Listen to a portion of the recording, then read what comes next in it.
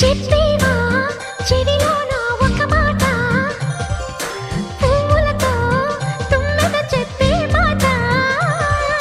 నీ చిరునవ్వు సాక్షిగా తాజ్ మహల్ నాదట, నీ పెదవంచు సాక్షిగా షాజహాను నేనట. నీ తీయని ప్రేమకి నా పెదవే నజరానా, నీ బయటకి నేనిక బానిసనే నెరజానా.